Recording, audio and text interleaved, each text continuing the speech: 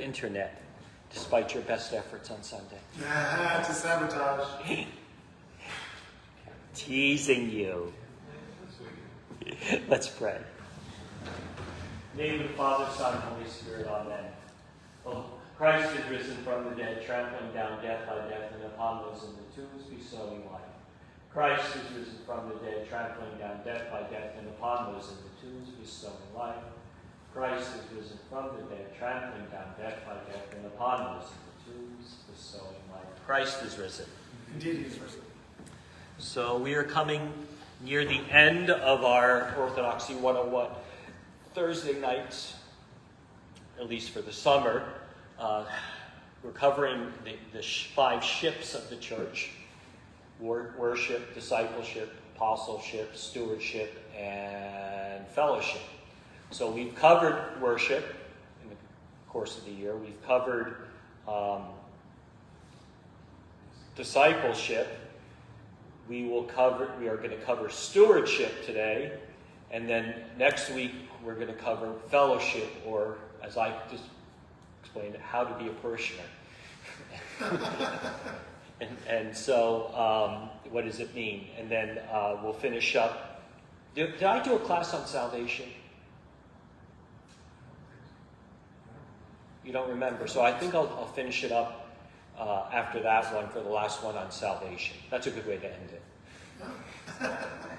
We can do that. So we'll have 2 more classes after this, and then but the Saturday afternoon classes we're starting from the beginning, and I have a group going through that as well. And so I have to look at my notes. I didn't have time today. So, stewardship. By the attendance here, I see it's not a very popular subject. No one wants to talk about it, even though I tell you it's not about money. It is, but it isn't. But I think it's an important part. Just like discipleship, the Orthodox Church kind of never really talked about stewardship. We just did it. And it really wasn't until much more recently, in the last 20 or 30 years, that we started to have serious discussions about this. And I think it's important. There's a wonderful book written by Deacon Holdick. I think you still have that, First and the Finest? Oh, yes. Yeah, you have that copy. I was looking for it today in my library, and I couldn't find it, so I think George still has it. But he did a really extensive sort of deep dive into the stewardship. And it's a difficult subject, because here's the priest talking about money again, right? And it's not really about that. It's part of it. But there's more and more of a movement within the clergy ranks to talk about stewardship in a much more practical way, not to shy away from it. Money is the most often thing talked about in the Bible. 11 of the 39 parables deal with money or possessions. And at least 2,300 passages in the Bible is about money and wealth. 25%, about a quarter, I'm talking Old Testament and New Testament, talks about money, wealth, possessions. And so it's an important sort of discussion, because if it takes so much space. And Christ specifically talks about it, but in a perspective that we need to make sure that we understand. I think Matthew 6:21 sums it up, and I have that in every single newsletter, the bi-monthly newsletter. This passage is right there before I go through the financials for the last 2 months. And it says this: where your heart is, so also will be your treasure. And I think that's the most important part. What do you value? Because we put our heart into what we value. And so we have to think of it this way. It's not whether we have money or not. It's not whether we have any of this. It's what do we do with it? What do we do with the gifts that God gives us? So it's ultimately a spiritual issue. And this is the important part of it. Every time we talk about this, and we're going to talk a little bit about what we mean by stewardship, it is a spiritual issue. And so, people, and I've seen amazing people do amazing gifts, but they do it because that's where their heart is. And so we have to always remember that. Where our heart is, so also will be our treasure. So let's start with this in a very simple way. What does the word stewardship mean? Of course, you know where I'm going with this. Let's look at the Greek, right? Because the Greek is going to tell us what it means. So the Greek word is, you ready for this? Economos. Sound familiar? Have we ever heard a word that has economos in it?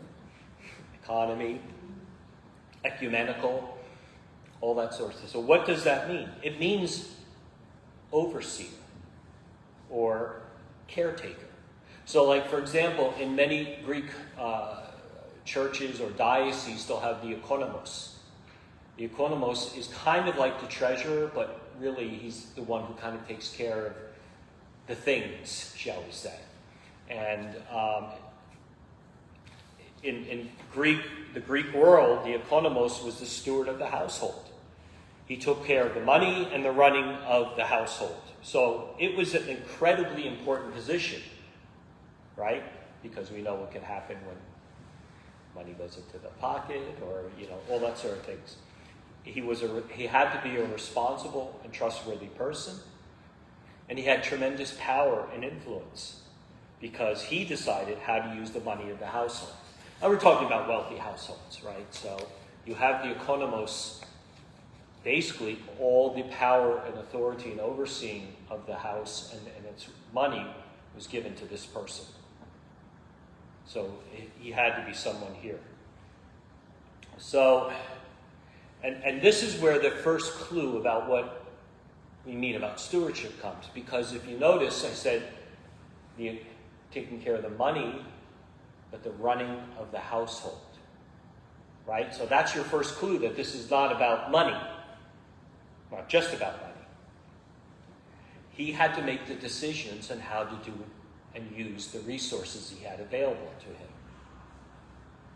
And so he had to figure out who was best positioned to use their time and their talents and where it should be directed.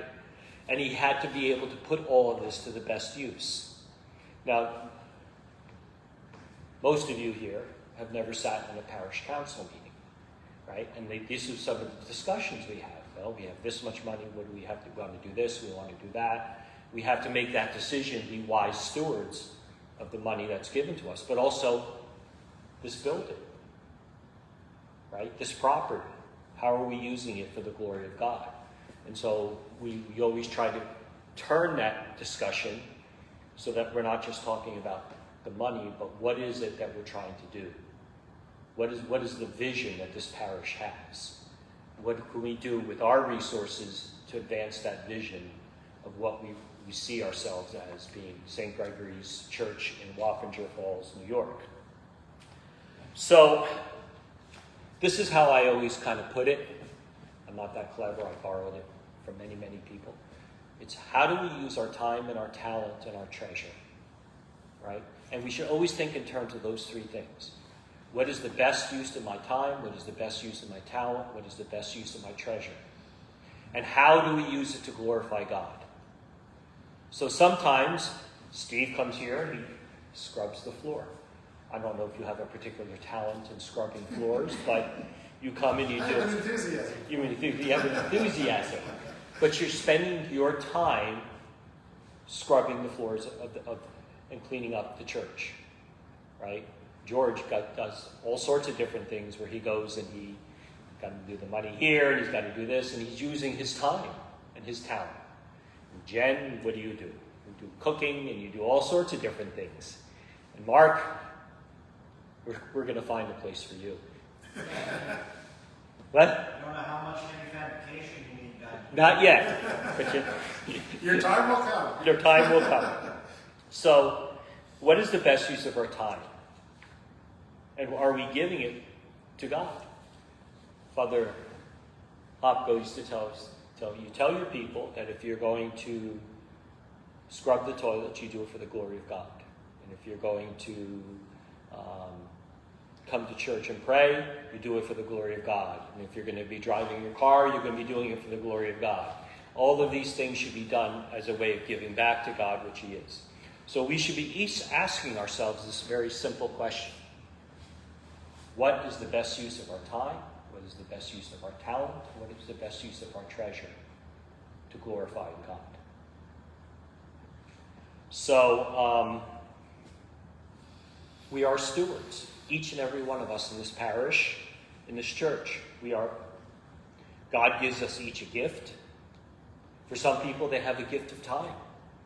For other people, they have a gift of talent. Thank God, Tim Durniak came yesterday to fix the internet that had gone down in the church yet again, right? He has that gift and that talent, so he's able to do that. So, and some people have the gift of treasure. I mean, I'm humbled that when I announced the 60 for 60 to pay off the mortgage on our 60th anniversary, and we were able to do it. There were some generous gifts, and it's like, wow. It's humbling when you see that type of stuff. So each of us has to be a steward. And the reason Christ speaks so much about money is because it's misused so many times and or misdirected. So we have to kind of then take a step back on this and say, if Christ spends so much time talking about these things, then what is it that is so important that we should take from it? And why is it a spiritual thing? So the number one reason, everything we have, from our life to everything else, we must always recognize comes from God. It belongs to him, not us. It was given to us. It was entrusted to us. Therefore, it has to be returned to God. Right? You know, when I'm standing at the liturgy and I lift up the bread and the wine, and I say, thine own of thine own, we offer unto thee on behalf of all and for all. That's what it is. This is yours. You gave it to us. And we're giving it back to you. In this case, in the form of the bread and the wine, which will become the body and blood of Christ. So, in a way, I think that is probably, that phrase there is probably the most succinct and perfect definition of what it means to be a Christian. Thine own of thine own, we offer unto thee on behalf of all and for all. That's why what we do when we come here, it's what we should do in our life. Constantly offering that back. St. Paul in 1 Peter 4:10 exhorts us to be a good steward of God's grace. St. Ignatius of Antioch, he knows this is all coming. In the letter of Polycarp, one of the earliest Christian fathers, tells us to be stewards in God's house, members of his household, and his servants. In fact, that was the theme of the last All-American Council, members of the household of Christ. So, what does it mean to be good stewards? It's not just limited to money. We have to be stewards for all of God's creation. We must care for the church, for each other, those that God placed in our life, in fact, all of God's creation. We are stewards of this earth, and we must use it responsibly and for the glory of God. We do not own it. We simply care for it. Now that has profound effect, kind of effects if you think about it. You know, we should be responsible for taking care of the planet, to taking care of this piece of property, to be responsible for all the things that we have, because God entrusted it to us. And it's sad when people misuse things and make it a selfish issue. When we care for something, we put it before ourselves and not for our selfish needs. We do it because it's entrusted to us and we use it wise and appropriately. Nor should we keep it for ourselves. Matthew 5:15 talks about not hiding your light under a basket. We should not hide a light under the basket. where darkness pervades, but rather, as the passage continues, let your light shine before men that they may see your good works and glorify your Father which is in heaven. Can anybody remember when you may hear this in an Orthodox service? So let your light shine before men, that they may see your good works and rejoice.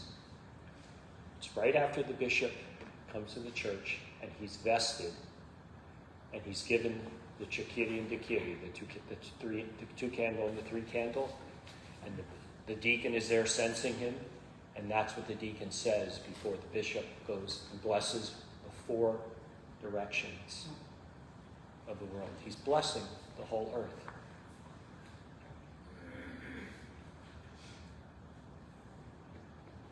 So, that's the basic theological underpinnings of what we have. Are there questions before we move on to the practical points? George, you've studied this extensively. Is there anything you would like to say? George, I kind of assigned him to kind of study. And again, you have a passion for stewardship. And when we were kind of going through some tough financial times in the parish, and we really started to think about this question. I think that understanding that everything comes from God is a big changer in what's going to happen. And it kind of, because of that, you learn to also trust in God and to be able to say, I can let go of this, or I can use my time for this. And it just seems to bear fruit. Yeah. And sometimes it's very difficult to do it because you're fighting against what you normally would do, right? But it's actually It's a liberation. Some trust. Yeah. It liberates you from things. I mean, we all still have things, but to liberate ourselves, in a sense, and understanding it's not ours. You were going to say? I remember when, speaking of the bishop there, that at the end he blessed the council, the new council, and the admonition, and the power of the admonition, and it was, to me, who's run a town in the previous life, that never happens out there. There's never this admonition to be truthful or faithful to the stewardship. You little vague, little sort of watered down hints. But I remember when I hear that, I said, boy, there's a lot of people I knew that could have used that before we went about our yearly business. Yeah. So it's an interesting thing to see how powerful that stewardship, how powerful it is in the church. Whereas if they pay out attention. there, it's a lot more loose, right? It's a lot less supervised. So,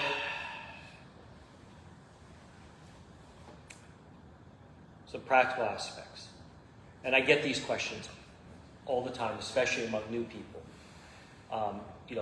In the Orthodox Church, we have gone through, particularly the OCA, we've gone through a transition over the last 50 or 60 years on stewardship. Originally, I don't want to go off in too much of a tangent, but I'll go into a little tangent. So many of these early parishes were formed as brotherhoods. All right, so you had people like my great-grandparents and others who were coming over. They wanted to start a church. They were working in the mills, in this case in Clifton, New Jersey.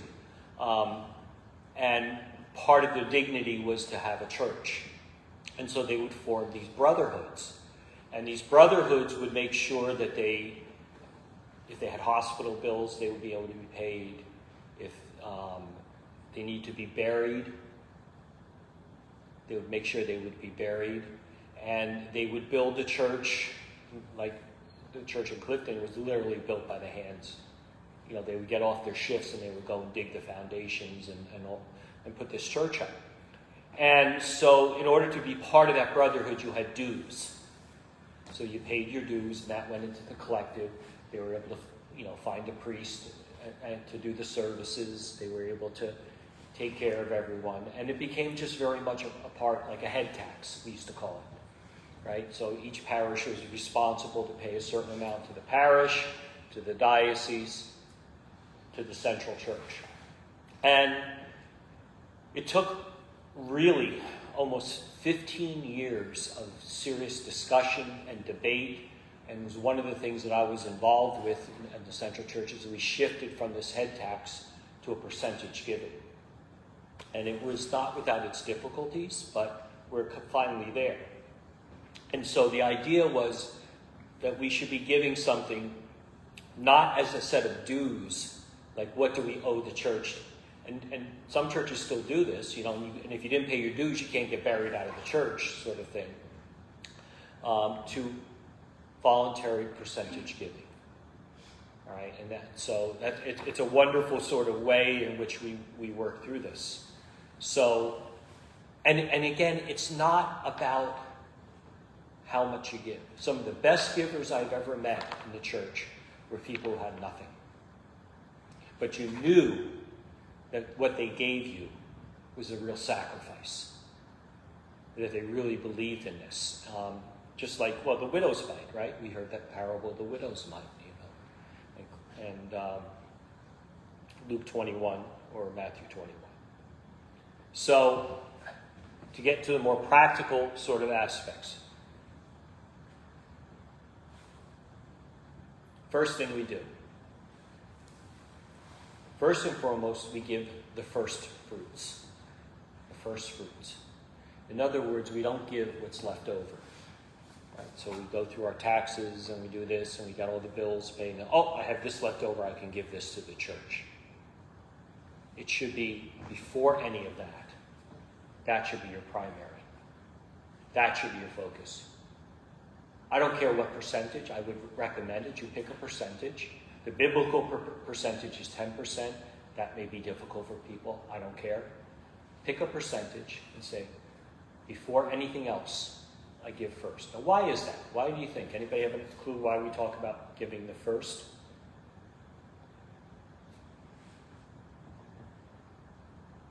Because who are we putting first in our life then? God. Right? We don't give God our leftovers. We give him our first. We give him our best.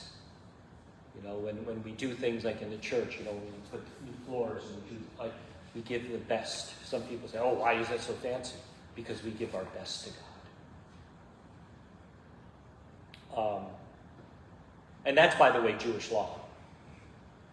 Right? You give your first fruits and you give it your best. Think about, we have in August the Feast of Transfiguration. We bless the fruits. And actually it's called the blessing of the first fruits. Because around August is about when the time that the grapes are starting to get into their fullness and the trees are having their fruit. And so when people bring their fruit in, they always ask me, what does this have to do with the Transfiguration? Well, in a sense, it doesn't. But that's the time when the first fruits are coming out. And when the first fruits come out, what's the inclination of the church? Bring it to the church to be blessed. And so we should always think of that as a way as well. And we give it first and foremost to God. The next thing is we give regularly. It's a discipline, right? If we say we're going to give, and I don't care if you give it weekly, monthly, yearly, it doesn't matter. Whatever it is, you give it regularly. In other words, it's a discipline, like fasting, right? You get into the routine and you just do it. You have to decide to discipline yourself, and then you need to do it. Thirdly, you give freely, right? Think of the Matthew 10 and the healing of the lepers. Freely you have received, freely you give. You can't be coerced because it's not a free will offering. It has to be a free will offering. You are not required in this parish. You will never get a bill or any of that. You're not required. But you should want to. You should want to support. You should want to give. It should be something not grudging, but joyful. Right? You should be joyful about this. That's the next one. The Apostle Paul states in 2 Corinthians 9, whoever sows sparingly will also reap sparingly. Whoever sows bountifully will also reap bountifully. Each one is to give as he decides in his heart, not reluctantly or under compulsion. for God loves a cheerful giver. Right from the words, right? You can't get any more clear than that. So be thankful and full of joy when you're giving. I'm going to give you a story in a second, but be thankful that you're being given this opportunity. Next, sacrificially. It's not really a sacrifice unless you really feel it. Again, that's why we talk first fruits. 2 Corinthians 8. Actually, read the whole 8, 2 Corinthians, but particularly chapter 8. And now, brothers and sisters, we want you to know about the grace that God given to Macedonian churches. In the midst of a very severe trial, their overflowing joy and their extreme poverty welled up in the midst of their rich generosity. For I testified that they gave as much as they were able, even beyond their ability, entirely on their own. They urgently pleaded us for the privilege of sharing in the service of the Lord's people, and they exceeded our expectations. They gave themselves first of all to the Lord, and then by the will of God also to us. Think of this, in the Macedonian church in the New Testament were struggling, barely making it. Yet they were asking for the privilege of being able to give to support the church. And they asked them and thanked them for giving them that opportunity to give. So I have to tell you this quick story. It was at one of our convocations at St. Vladimir's Seminary, and a particular person who was on the board of trustees, and all the professors were all sitting there, and he's giving his talk, and he made a surprise announcement. And the man was incredibly wealthy. I'm not going to tell you what he did, because you would probably then figure out who it was. Let's just put it that way. And he stood up, he was moved, and he said, I am giving X amount of dollars to the seminary. It was half of his wealth. It was half of his wealth. And we all, our jaws all went to the ground. And he said, I've been giving generously all my life, but I've also been blessed generously. And I thought to myself, now's the time that I need to feel it. I need to feel it that I've given. That's what he did. That's humbling. That's very humbling. But it's no different than that poor widow who has just a few coins and gives them to the church. Because that widow is giving sacrificially in the same way that wealthy gentleman did. And it was so that they could feel that gift. Finally, yes, don't expect anything in return.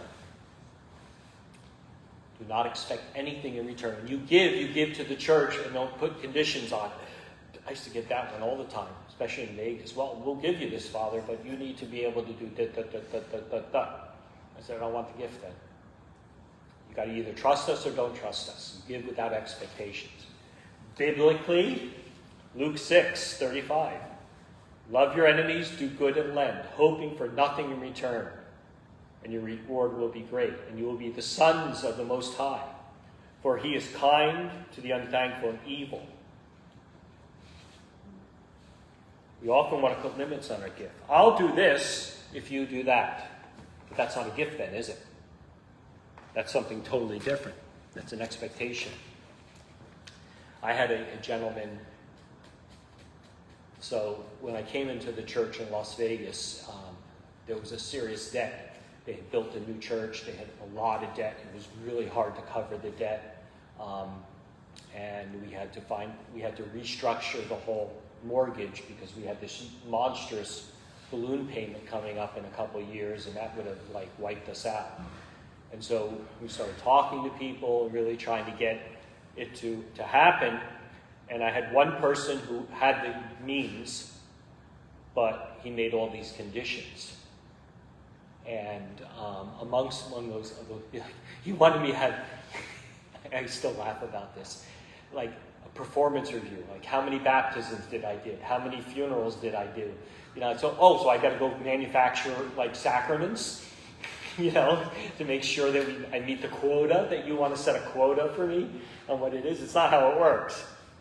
And I remember at one point, the parish, I had been there a number of years and never taken a raise, and they gave me a very, very minor raise. It was like a couple of percentage points or whatever. He got so mad that I got a raise that he stood up and walked out and never came back to the church. So, where was his heart? Where was his gift? Where was his love for God in all of this? Non-existent, because he put conditions on it. So, there it is. So, another question we get, and this is something that we're just beginning to talk about. People who come from Protestant backgrounds, they know this. It's taught to them from a very early age what the tithe is. And I can always tell who the Protestants are, because they always ask me about tithes. Where do they send their tithe? And it's like, yeah, we don't talk about that much in the Orthodox Church, but we should strive for it. Can we strive to give 10% of everything to God? We give 10% of the year, easily, with fasting. We give more than that. We give the tithe of our life. And I know I won't speak personally, but I'll speak personally. That's the goal my wife and I always have. Are we giving 10% of everything to the church in one way or another? So we should something to build for. Not everyone can do it. And I'll tell you this, every time I know people who really do struggle to try to reach a percentage giving, they get so much back in return. I can't quantify it other than I know. I know parishes, and we set this goal in the parish council, of 10% of what we get comes into the church should be going out of the church as a minimum. I think we're still trying to figure the numbers, but I don't think we're that far from it, actually. I think we give over 10%. But if, as a parish, we should be tithing. And I don't just mean to the diocese and the OCA, I mean to our community. Are we giving our tithe to the community? And then we always receive the blessings. We always receive the blessings. So, pick a percentage and follow it according to the guidelines we discussed.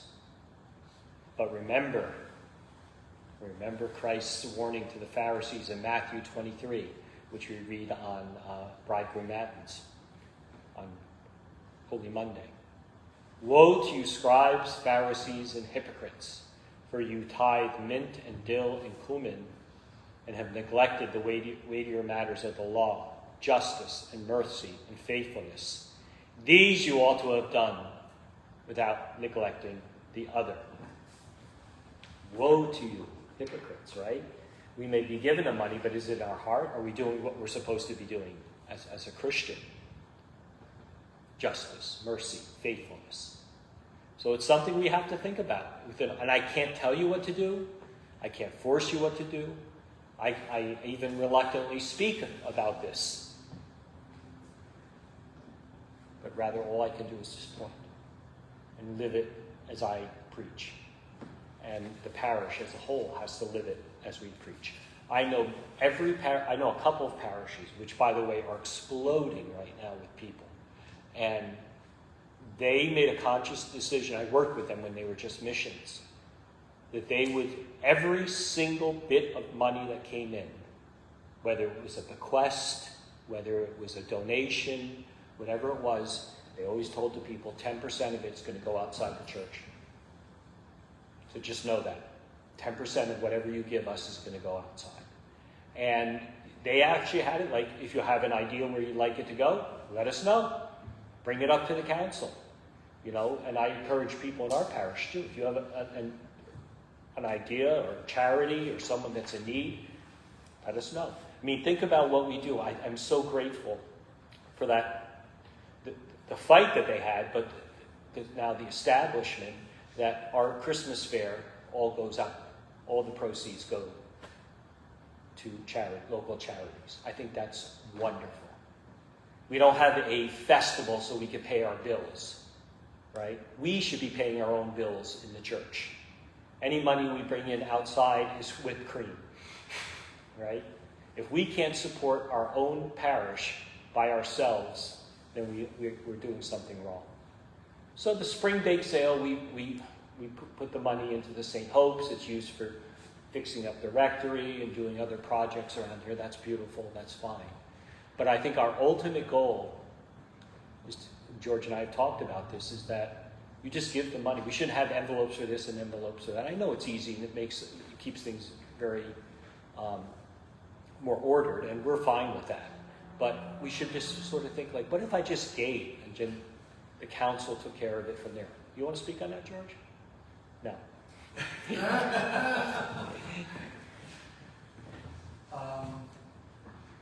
Yeah, I think that sometimes when you have the envelopes, I mean it's for some people I think it's good. It helps, absolutely. It helps with the structure, but I think that also it can also be viewed as an obligation as opposed to just giving. And I think that if we were all able to get to the point of I'm going to give 5% this year, 6% this year, it wouldn't even matter. We'd have more money we ever know to do it. And not worry about it. And it also comes down to trusting the council to Do the right thing. Do the right thing with it, right? We're not having big blowout parties in the back of the church, in the property. So, first fruits, give regularly, give freely, give joyfully, do sacrificially, and do without the expectation of receiving anything in return. Find a percentage and do it. And that's not just money. That's your time, and that's also your talent. I mean, thank God we had someone who was able to mow the lawn yesterday. It was looking pretty jungle-like out there. But thank God that the person had the day off, that he was able to come, and he had to go mow it twice because it was so... And in the heat, and he did that, and he did it joyfully, and thanked me for giving him the opportunity to cut the lawn. That's the way we need to think, right? And so it's a beautiful way in which we can think about this. So let's finish up here. So Paul continues, 2 Corinthians 8. And here's my judgment about what is best for you in this matter. Last year you were the first not only to give, but also have the desire to do so. Now finish the work, so that your eager willingness to do it may be matched by your completion of it according to your means. For if the willingness is there, the gift is acceptable according to what one has, not according to what one does not have. What you have, not what you don't have. Sunday of Orthodoxy. Seems like a long time ago, right? One of the verses. Come, let us cleanse ourselves by almsgiving and acts of mercy to the poor, not sounding a trumpet or making show of our charity. Let not our left hand know what our right hand is doing. Let not vainglory scatter the fruits of our almsgiving, but in secret let us call on him that knows all secrets. Father, forgive us our trespasses, for that he loves mankind. That's how we enter Lent, that verse. Isn't that amazing? So when people say, oh, the Orthodox don't talk about stewardship. Yeah, we do. A lot. But we just don't seem to process it in our brains. St. Isaac of Syria. If you give to someone in need, the cheerfulness of your face precedes your gift, and comfort his sorrow with kind words. And when you do this by your gift, the gladness of his mind surpasses even the needs of the body. It's a beautiful way to think about it. And my last quote I'll use, Abba Dorotheus from the Philokalia. No one can say, I am poor, hence I have no means of giving alms. For even if you cannot give as the rich give their gifts into the temple treasury, give 2 farthings as a poor widow did. And from you God will consider a greater gift than the gifts of the rich. And if you do not have as much as 2 farthings, you can take pity on the sick and give alms by ministering to them. And if you cannot do even this, you can comfort your brother by your words. A good word is better than the best of gifts. Wow. When I first heard that read that line, I was like, whoa, that is really amazing to think about. That all these different gifts, all these wonderful things that we may give, and sometimes just a good word, may be the greatest gift of all. An encouragement, a love, all those sort of things. You know, if you think about it, that idea of first fruits, it sort of has to be if it's going to be free will. Right. Because anything else is a calculation. Yes, exactly. And maybe that's the same reason that in the Orthodox Church we don't actually explicitly then expound on it. We just listen to it in the liturgy because it's that freeness. Right, and it should engrave itself on your heart. It's the freeness of the liturgy rather than the discussion after. There are certain faiths, I won't go into detail about who they are, but you actually have to bring your paycheck to the bishop, the local bishop, and he has to check to make sure that you are giving according to your paycheck. Imagine the subterfuge. Yeah, gosh. But they're Mormons. That's what the Mormons do. And in order to become qualified to be a temple Mormon, allowed to go into the temple, you have to tithe, and then every year you have to sit down with your local bishop, Mormon bishop, and he checks to make sure that it's accurate. You can buy your way into the temple. Buy your way into the temple. I mean, there's other things you have to do as well. But but that kind of misses the point, doesn't it? Because you've got to have your open heart. Where your treasure is, there your heart. Where your heart is, there your treasure will be also. So those are the important ways in which we have to think about this. And again, I know it sounds trite and almost formula, but really the blessings are without counting. When you finally realize this and you start giving of your time and your talent and your treasure, you be good stewards, as we're called to be, the blessings come. Not this prosperity gospel sort of thing, but you just see the world in a different way. You just see things in a different way. And so, look at that, we're going to end early. That's the end of my presentation. Unless we have a discussion or anything else that someone wants to talk about. I have to say one more thing. What? One more thing. Okay. It's like if you came home one day and you looked at your house and you said, "Oh my goodness, my house needs to be painted. Like it needs to be painted." You're probably not going to do a lot of calculating. It's got to be painted. You're going to go and get it painted, and then it'll all work out somehow. It always does. Right. So we really do think that way when we don't have the opportunity to calculate it. When it just appears to us that something needs to be done, and we do it. Right? That freedom, the first fruits, or like harvest festivals. So farmers do. Yeah. Before they can count everything that's coming in, they have a big celebration because that way you won't be sitting there thinking as you're eating, boy, I don't know if I'm going to make it through the winter, because anyway. It's where it comes from. It's very biblical.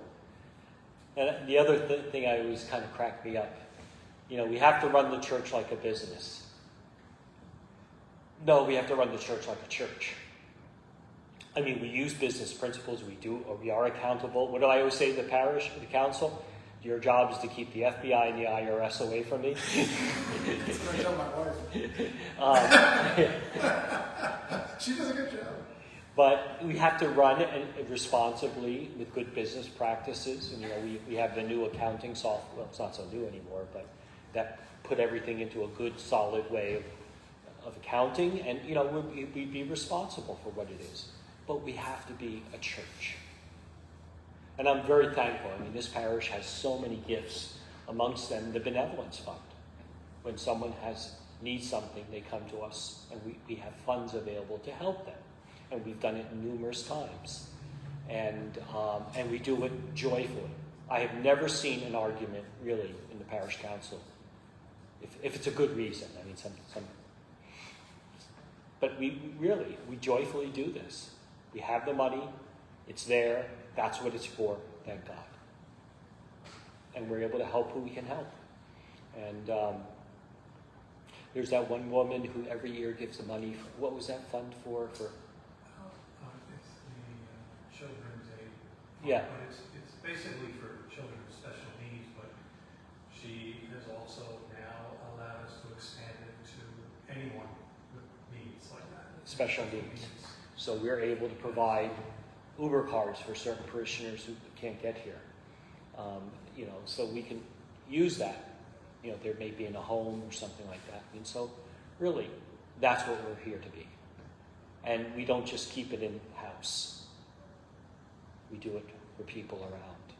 And I think, like I said, when we have a need specific and we put it out, everybody does get it. Oh my gosh, we'll have a special collection like we will in July for the prison ministry, which was one of the reasons I wanted Father John to talk about that too. So you can connect, like here it is, every year we do a very generous collection for the prison ministry. Here's someone now who works in that area, and you now have stories, multiple stories about this and the work that they do. And it becomes real now. It becomes a face. And what's the other line I always use in the council when we have a particularly, this is the Lazarus at our doorstep, right? Lazarus is laying there and the rich man always walks around him and then they die and go to heaven and all that. I said, Lazarus is before, and so what do? Do we take care of this or we go around the other side and ignore it? And some Lazaruses last a lifetime. There will be, some people that will just have to, it's part of what we do. God has given them to us, and we need to take care of them. Mm-hmm. And thankfully, we have that. Not every parish has that, I can tell you that. And I haven't experienced any arguments really about finances in this parish in 4 years. We've had some tense discussions about priorities and other sort of things, but honestly, we worried a lot about making bills, especially coming out of COVID, but we came out of COVID pretty strong, actually. So, thank God.